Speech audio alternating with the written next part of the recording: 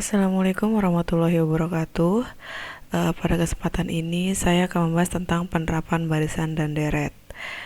Nah, penerapan barisan dan deret dalam ekonomi dan bisnis itu sering kita temukan, yaitu biasanya di bidang keuangan. Nah, misalnya untuk prosedur mengombinasikan antara tingkat bunga dan pertimbangan waktu, bisa juga nilai dari berbagai aset keuangan dan strategi investasi. Nah, dalam analisis di bidang keuangan itu biasanya mewakili variabel bebas, di mana di situ ada nilai dari periode waktu serta tingkat bunga. Sedangkan yang mewakili variabel terikat itu adalah ukuran nilai, baik itu rupiah ya, berupa nilai dari suatu perkiraan baik masa datang maupun masa sekarang, pembayaran periodik yang dibutuhkan dalam suatu investasi atau pembayaran per periode dalam suatu pinjaman. Oke, di sini saya akan membahas tentang garis waktu ya. Jadi alat bantunya yaitu berupa garis waktu. Nah, di sini garis waktu itu atau suatu grafik yang menunjukkan arus kas masuk dan keluar, apakah di permulaan, di pertengahan, atau di akhir tahun dari arus kas tersebut. Nah, itu adalah garis waktu. Nah, ini adalah gambar dari garis waktu. Di sini adalah 0, yaitu awal periode ke-1. Ini adalah angka 1, yaitu akhir periode ke-1 dan merupakan awal dari periode kedua dan seterusnya. Nah, di sini ada tanda kurang, itu berarti arus kas keluar, sedangkan plus itu adalah arus kas masuk ya.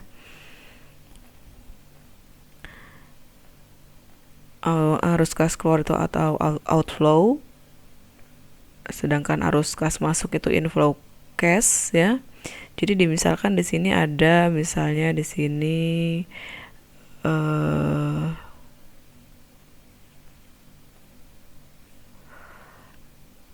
ada misalnya di sini negatif 2000 misalnya ya di sini ya. Nah, di sini negatif 2000 itu berarti nilai arus atau arus kas keluar itu karena bertanda negatif, artinya yang 2000 itu diinvestasikan pada permulaan atau awal periode pertama. Terus misalnya di sini ada lagi negatif 3000. Nah, ini berarti yang negatif 3000 ini adalah diinvestasikan pada awal periode kedua dan seterusnya. Nah, terus di sini ada namanya angka persentase tingkat bunga ya kalau digambar. Nah, misalnya di sini angkanya misalnya 3%, bisa di sini ya. Nah, di sini ada angkanya ya. Jika tingkat bunga sama dari periode awal sampai akhir, maka cukup satu kali saja penulisan. Misalnya dari awal periode ke-1 sampai periode ke-5 itu 3%, berarti cukup satu saja, itu 3%, 3%, 3%, 3%, dan seterusnya. Tetapi kalau dia tingkat bunganya tidak sama atau berbeda, maka dituliskan misalnya awal periode ke-1 sampai periode kedua 3%, lalu awal periode kedua akhir periode ke-1 sampai akhir periode kedua misalnya 5%. Ini kalau dia berbeda dituliskan ya, tapi kalau dia sama tidak perlu. Misalnya di sini tingkat bunganya 10% gitu dan seterusnya ya. Nah, garis waktu ini sangat berguna dan bisa membantu memecahkan persoalan-persoalan pada nilai waktu dari uang, terutama bila terjadi arus kas atau cash flows dan nilai tingkat bunga yang berbeda-beda pada setiap periode. Nah, ini ya. Oke, selanjutnya ada namanya bunga atau di sini saya akan bahas tentang bunga sederhana ya. Bunga itu dalam teori bisnis itu merupakan suatu balas jasa yang dibayarkan kalau kita lagi pinjam uang. Nah, kita akan membayar bunga itu kepada pihak bank kalau kita meminjam dari bank tersebut.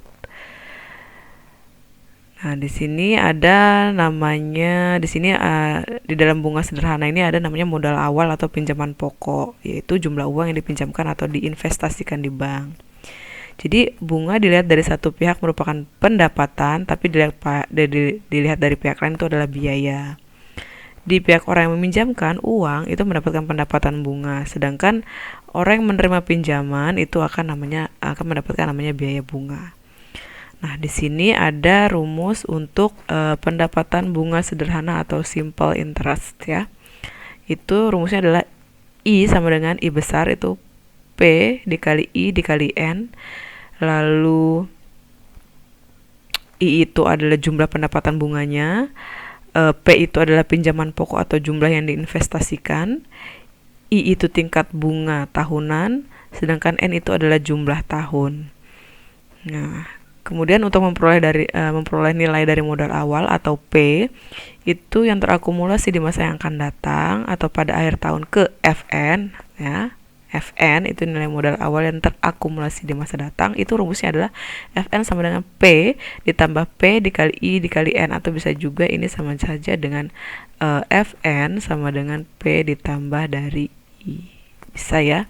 Kita mau cari I-nya dulu atau kita mau langsung, itu bisa. Untuk lebih mudahnya kita ke contoh soal.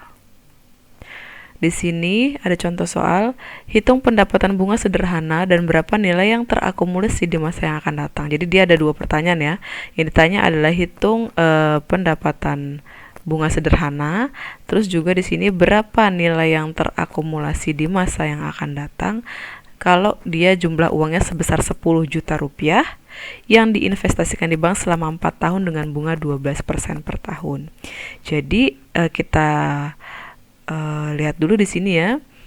Kita lihat di sini 10 juta di sini adalah nilai dari P-nya ya, atau pinjaman pokok atau jumlah yang diinvestasikan, yaitu diketahui di sini P sama dengan 10 juta rupiah.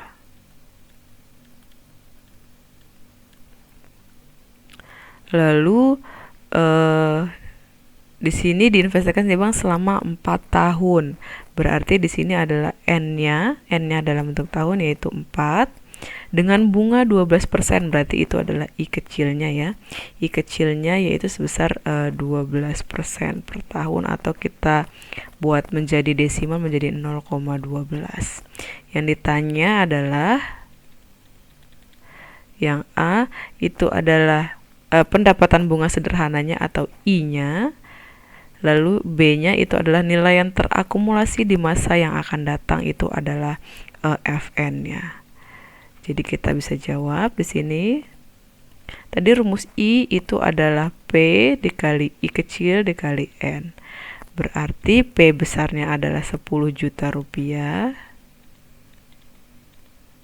dikalikan I-nya adalah 0,12 dikalikan dengan N-nya di sini adalah 4.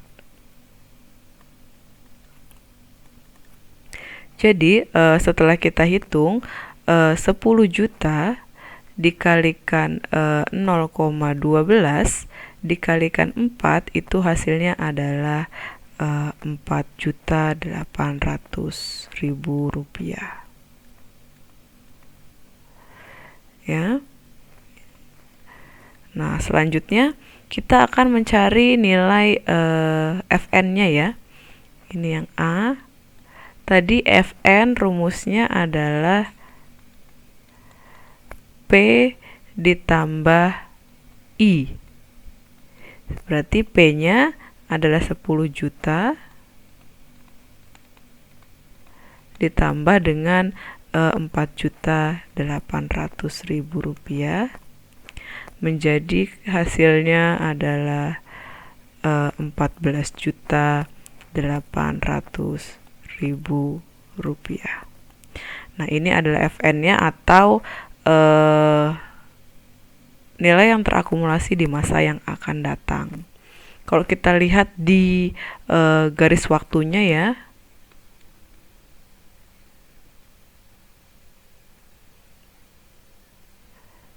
ini adalah garis waktunya. Nah, di sini 0 ya. Itu dia berinvestasi sebesar 10 juta ya, berarti investasinya negatif ya. 10 juta.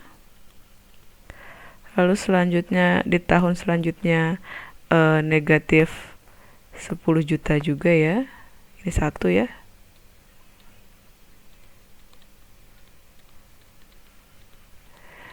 tahun yang kedua sampai dia 4 tahun ya.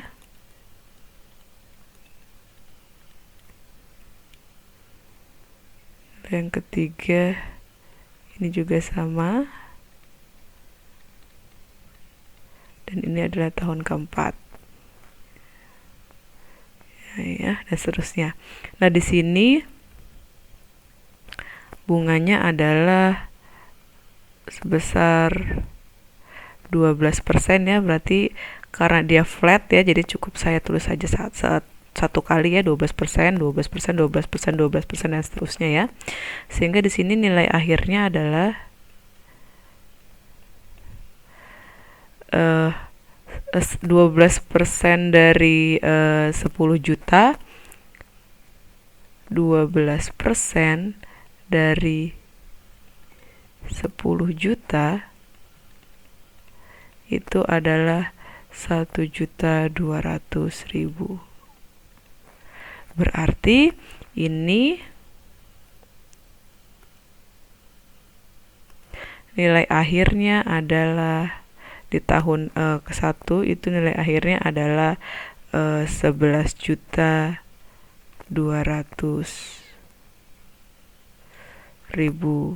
rupiah. Lalu yang ini ditambah 1.200.000 lagi ya, yaitu adalah 12.400.000 rupiah. Yang ini 13.600.000 rupiah. Dan yang terakhir di tahun keempat dia ada 14.800.000 rupiah. Nah ya, jadi ini menggunakan garis waktu.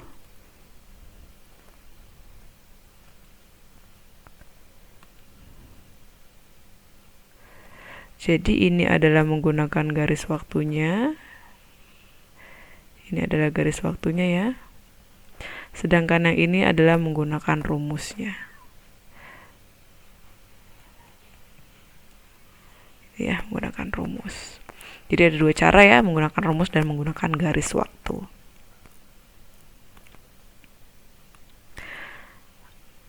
Oke, selanjutnya adalah potongan sederhana. Potongan sederhana ini adalah proses yang digunakan untuk memperoleh perhitungan nilai sekarang dari suatu nilai masa datang tertentu. Ya, jadi ada proses memperoleh nilai. Nah, potongan sederhana itu biasanya disebut juga dengan simple discount. Nah, di potongan sederhana ini ada rumusnya, yaitu PN sama dengan FN dibagi 1 plus IN. PN itu adalah nilai sekarang, FN itu adalah nilai masa datang tahun ke N, I itu adalah tingkat bunga, sedangkan N itu adalah jumlah tahun. Oke, untuk lebih jelasnya ya, kita ke contoh soal saja. Di sini ada contoh, dia ingin mengetahui berapa banyak nilai uang yang harus diinvestasikan dari bank saat ini jika tingkat bunga di bank itu adalah 10 tahun di bank per tahun itu ada 10% ya, bukan bunga majemuk, supaya pada akhir tahun keempat nilai uangnya menjadi 14 juta rupiah. Jadi di sini diketahui dulu ya. Diketahui di sini dia ingin uangnya di tahun keempat, berarti F4 ya, yang akan di masa datang ya, nilai masa datang tahun ke N, berarti F4 itu adalah 14 juta rupiah. Selanjutnya I di sini adalah 10%, yaitu sebesar 0,1 kalau desimalkan. Lalu N-nya adalah 4. Oke, sudah, maka kita tinggal cari PN-nya, yaitu FN dibagi dengan 1 ditambah I kali N. FN di sini adalah 14 juta dibagi dengan 1 ditambah I-nya yaitu 0,1 dikalikan N-nya 4. Sehingga PN sama dengan 14 juta dibagi dengan 0,1 dikalikan 4 hasilnya 0,4. 0,4 ditambah 1 hasilnya adalah 1,4. Sehingga PN sama dengan 14 juta dibagi 1,4 itu hasilnya adalah 10 juta.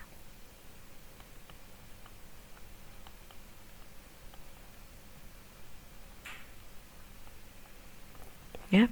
Jadi nilai yang harus diinvestasikan oleh dia sekarang itu adalah 10 juta rupiah agar di tahun keempat dia bisa mempunyai uang sebesar 14 juta rupiah.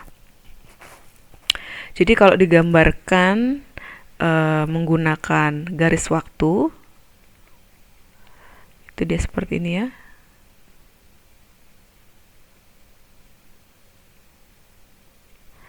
Nah, ini 0 yaitu sebesar 0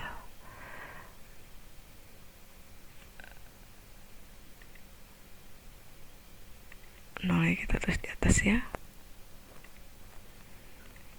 Yang 0 yaitu sebesar 10 juta, dia harus investasikan 10 juta ya. Lalu di tahun pertama dia investasikan juga 10 juta. Tahun kedua 10 juta. Tahun ketiga 10 juta. Tahun keempat juga. Nah, lalu berarti di sini nilai akhirnya adalah yang ini nilai akhirnya adalah ini bunganya tadi 10% ya. Berarti 10% dari 10 juta itu adalah 1 juta rupiah ya. Berarti nilai akhirnya yang ini adalah 11 juta. Yang ini 12 juta. Yang ini 13 juta. Dan yang terakhir adalah 14 juta. Ya, jadi kalau dia digambarkan secara garis waktu dia seperti ini. Jadi banyak nilai uang yang harus diinvestasikan oleh dia saat ini adalah sebesar 10 juta rupiah.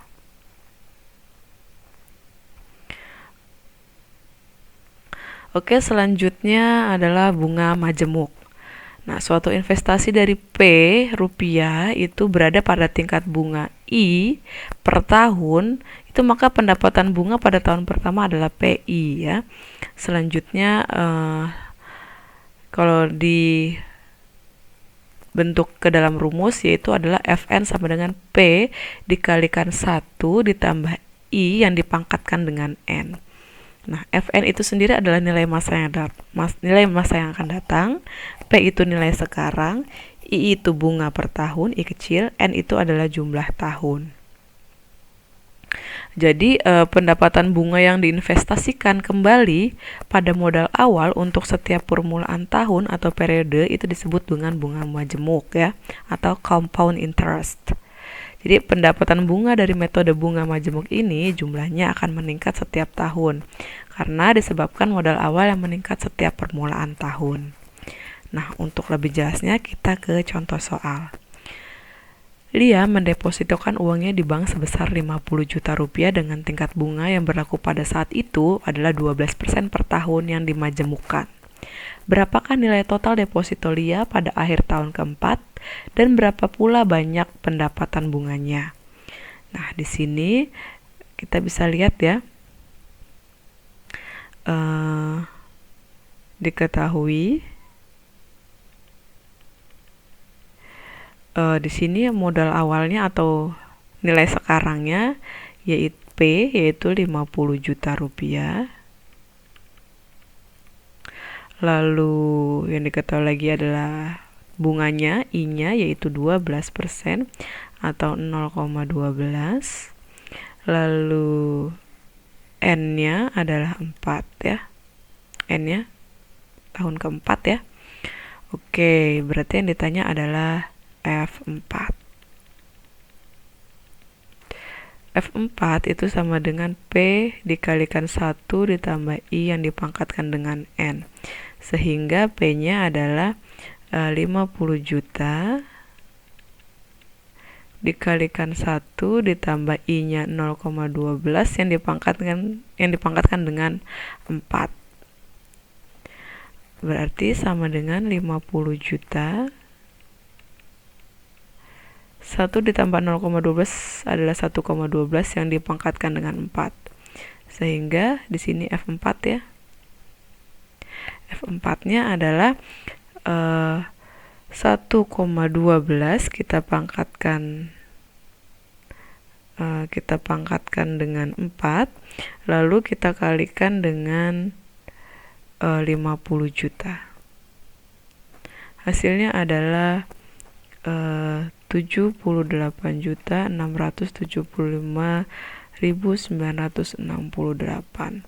Nah, ini adalah total depositoria pada akhir tahun keempat. Nah, bagaimana cara mendapat pendapatan bunganya? Nah, kita bisa lihat menggunakan tabel ya.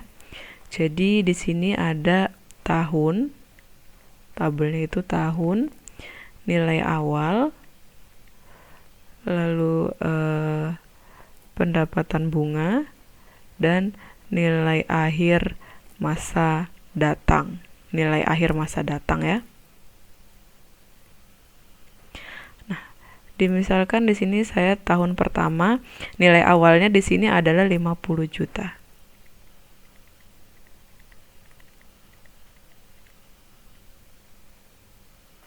Oke, pendapatan bunganya 50 juta itu.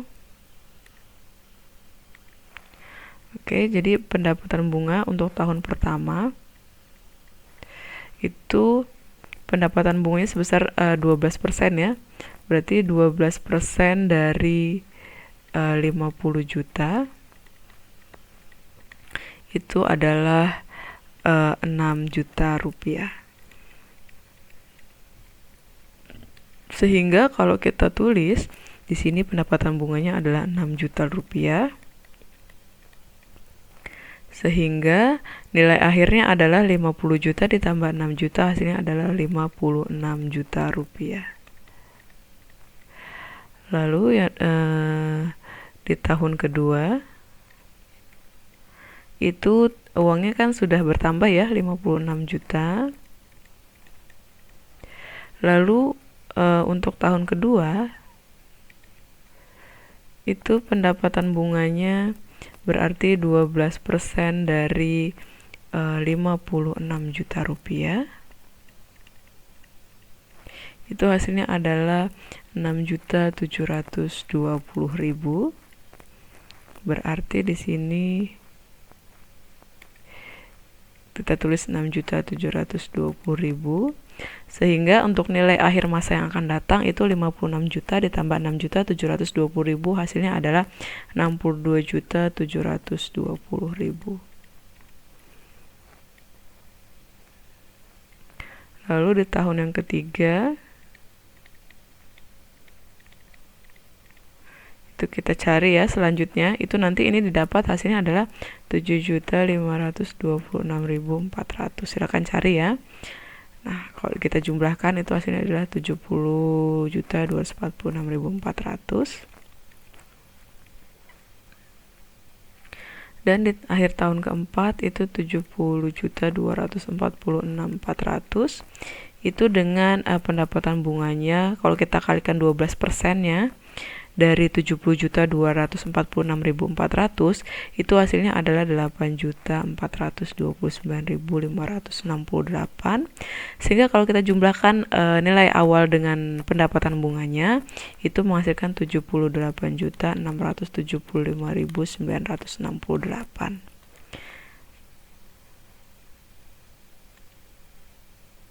ya. Nah, ini hasilnya sama ya. Nah, yang dicari kan adalah pendapatan bunganya. Jadi kalau pendapatan bunganya tinggal kita jumlahkan saja di sini.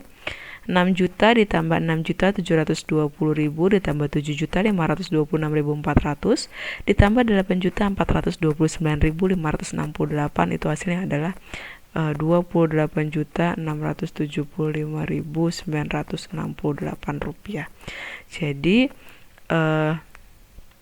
ini adalah pendapatan bunganya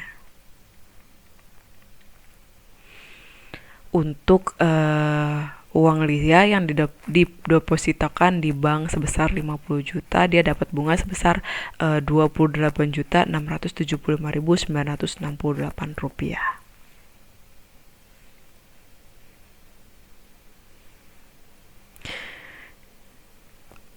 Jadi rumus yang ini itu hanya berlaku pada pembayaran bunga untuk setiap tahun saja ya. Untuk bunga tahunan ya, untuk setiap tahun atau bunga tahunan saja. Nah, tapi dalam praktek bisnis sehari-hari seperti pada bank-bank komersil, biasanya frekuensi pembayaran bunga kepada nasabah itu dilakukan bukan hanya satu kali dalam setahun, melainkan lebih dari satu kali. Misalnya ada yang secara kuartal, bulanan, atau bahkan harian. Nah, kalau frekuensi pembayaran bunga itu dimisalkan sebanyak M kali dalam setahun, maka nilai masa datangnya itu adalah Fn sama dengan P dikalikan 1 ditambah I per M yang dipangkatkan dengan N kali M. Dimana di sini Fn-nya adalah nilai masa datang tahun ke N. Sedangkan P-nya itu adalah nilai sekarang, I-nya itu tingkat bunga,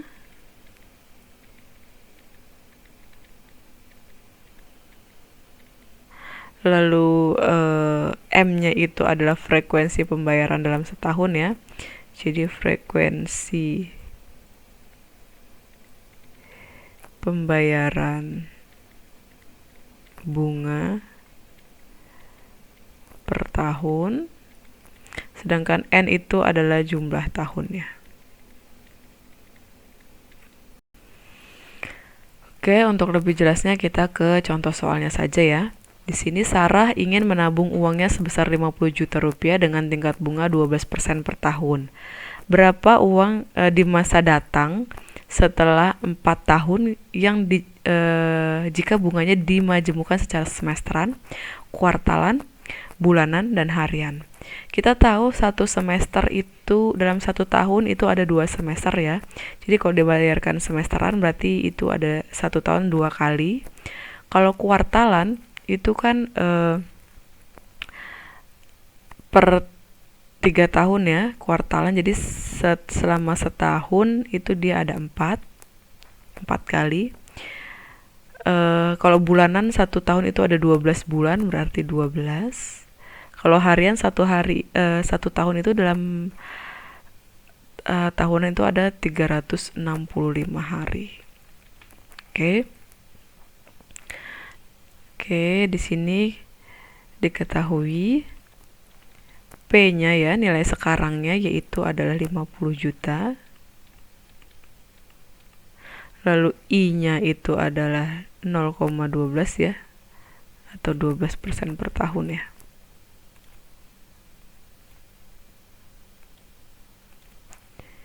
I itu adalah 12% atau 0,12.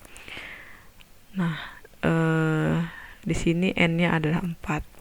Di sini saya akan bahas yang semesteran dulu.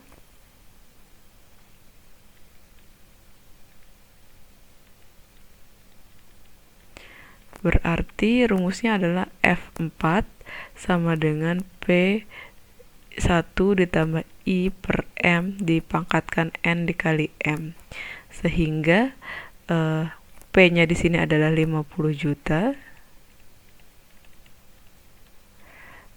Dikalikan 1 ditambah I-nya adalah 0,12. M-nya itu adalah 2 ya. Kalau semesteran di sini M-nya sama dengan 2. Berarti di sini 2 dipangkatkan N-nya 4, M-nya 2. Sehingga 50 juta dikalikan 0,12 dibagi 2 itu adalah 0,06 ditambah 1 menjadi 1,06 yang dipangkatkan dengan 8. Berarti di sini hasilnya kalau kita cari di kalkulator itu hasilnya adalah 79.692.403,72.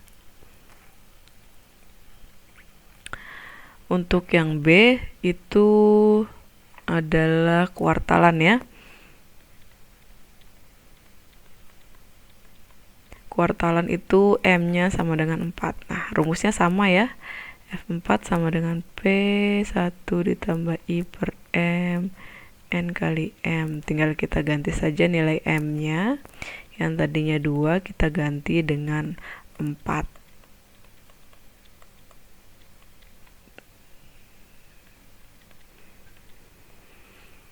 Berarti sama dengan 50 juta dikalikan 1, 0,12 dibagi 4 itu 0,03 ditambah 1 menjadi 1,03 pangkat 16. Itu menghasilkan 80.235.321,95. Sedangkan selanjutnya yaitu adalah bulanan. Itu dimajemukkan secara bulanan, berarti M-nya adalah 12. Berarti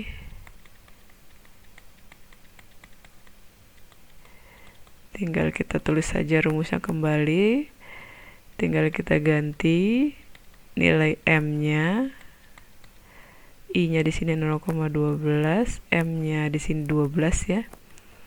Berarti di sini 4 dikali 12. Berarti di sini 50 juta dikalikan 0,12 bagi 12 itu 0,1. 0,1 tambah 1 itu adalah 1,1. 4 dikali 4 ini adalah 0,01 ya. Berarti 1,01. Ya, ini 4 kali 12 itu hasilnya 48. Nah, di sini hasilnya nanti hasilnya adalah 80.611.303,88. Dan yang terakhir di harian, yaitu dimana M-nya sama dengan 365. Berarti F4 sama dengan P1 ditambah I per M. N pangkat N kali M sama dengan 50 juta dikalikan 1 ditambah 0,12 dibagi dengan M-nya 365 dibagi dengan N-nya 4, M-nya 365.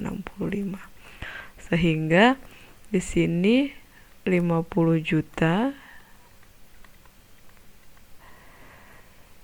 dikalikan 0,12 bagi 365 itu hasilnya adalah 0,00033, sehingga kalau ini jadi 1,00033 pangkat nah ini 4 dikali 365 itu hasilnya adalah 1460.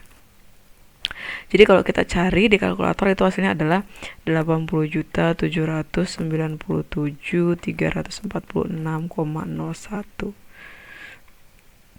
Nah, ini adalah nilai uang sarah jika uang yang didepositokan itu dimajemukkan secara semesteran, secara kuartalan, secara bulanan maupun secara harian.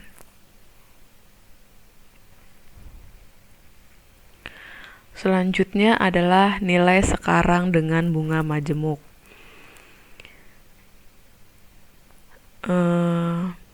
Kadang-kadang kita perlu menentukan berapa banyak nilai uang dari seseorang yang harus diinvestasikan sekarang supaya mempunyai jumlah tertentu pada akhir tahun ke N. Atau dengan kata lain, kita perlu mengetahui berapa nilai uang sekarang dari sejumlah nilai uang yang telah kita tentukan nilainya di masa yang akan datang. Nah, untuk mengetahui nilai sekarang dengan bunga majemuk dari suatu nilai masa yang akan datang, itu kita bisa pakai rumus P sama dengan Fn dibagi 1 ditambah I yang dipangkatkan. Ini dipangkatkan N ya. Ini dipangkatkan N. Jadi ini dipangkatkan N. Atau di sini Fn per 1 ditambah I yang dipangkatkan N ya. Lalu yang ini P sama dengan Fn dibagi dengan 1 ditambah I per M dipangkatkan N dikali M. Kita tahu ya, P itu adalah nilai sekarang, Fn itu adalah nilai masa datang tahun ke N, I itu adalah tingkat bunga per tahun, dan N itu adalah jumlah tahun. Sedangkan M itu adalah sebanyak berapa kali dalam setahun yang dimajemukkan. Untuk lebih mudahnya, kita ke contoh soal. Jadi di sini Eli merencanakan uang tabungannya di bank pada tahun ketiga itu dia pengen sebesar 30 juta rupiah dengan bunga yang dimajemukkan. Nah, tingkat bunga yang berlaku itu adalah 15% per tahun. Berapa jumlah uang tabungan Eli jika bunga itu dimajemukkan secara setahunan, semesteran, kuartalan, dan bulanan? Nah, di sini kita bisa lihat ya, di sini diketahui Fn-nya ya di situ adalah 30 juta. Fn-nya lalu di sini I-nya itu adalah sebesar 15% atau 0,15. Lalu selanjutnya di sini kita akan mencari bunga yang dimenjukkan secara setahunan, berarti yang ditanya yang A ya, yang ditanya. Yang A dulu itu tahunan ya. Kalau tahunan berarti itunya 1 ya. M-nya 1. Kalau tahunan berarti M-nya itu adalah 1. Berarti rumusnya adalah P sama dengan Fn dibagi dengan 1 ditambah I per M dikalikan N M. Ini ya rumusnya ya. Berarti Fn-nya adalah 30 juta dibagikan dengan 1 ditambah I-nya 0,15. M-nya di sini adalah 1 ya. N-nya di sini N-nya belum ya. N-nya di sini pada tahun ketiga, berarti N-nya adalah 3 ya di sini ya. Sehingga di sini N-nya 3 dikalikan 1, sehingga 30 juta dibagi dengan 0,15 dibagi 1 itu 0,15, ditambah 1 itu adalah 1,15 yang dipangkatkan 3. Jadi 30 juta dibagi 1,15 pangkat 3 itu hasilnya adalah 19.725.486,97 ya kalau di kalkulator. Silakan dicari.